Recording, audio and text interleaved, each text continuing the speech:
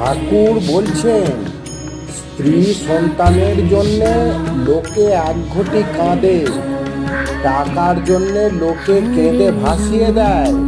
সাধারণ মানুষের কান্নার তিনটি বস্তু পাওয়া যায়: স্ত্রী, সন্তান, টাকা।